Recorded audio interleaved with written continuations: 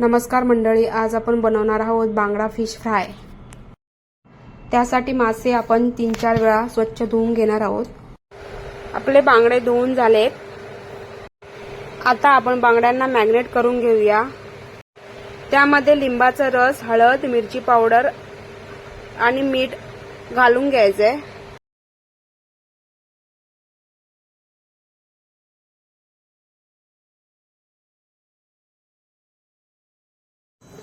कोकमाच्या 3-4 पाकळ्या मी वरून टाकल्या आहेत।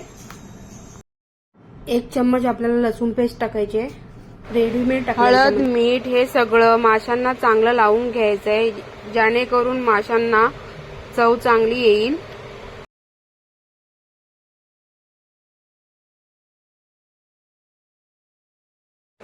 मॅरिनेट करून झालेलं आहे आपलं।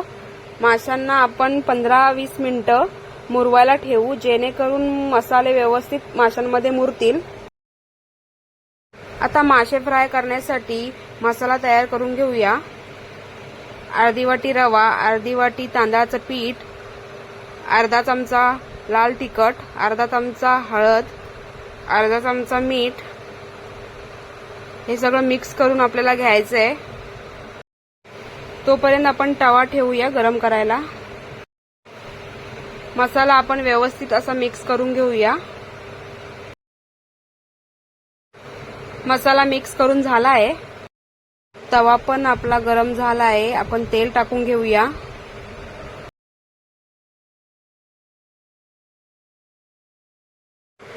माशाला मसाला लावून घेऊया। मसाला आपल्याला सगळीकडून व्यवस्थित लावून घ्यायचा आहे। तेल पण गरम झालं आहे, त्यामध्ये माशाला आपण फ्राय करूया। दुसराही मासा आपण फ्राय करण्यासाठी तेलामध्ये ठेवला आहे। माशांना आता आपण परतून घेऊया।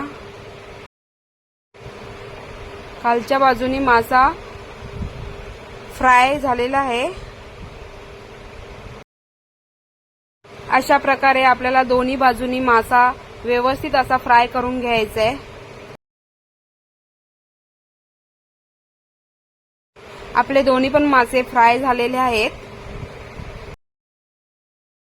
आपले 2 मासे फ्राय झालेले आहेत। तोपर्यंत आपण तिसरा टाकून घेऊया आणि जे 2 मासे झालेत ते आपण प्लेटमध्ये काढून घेऊया।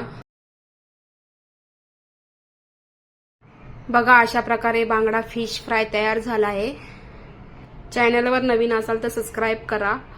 चला भेटूया पुढच्या व्हिडिओ सोबत।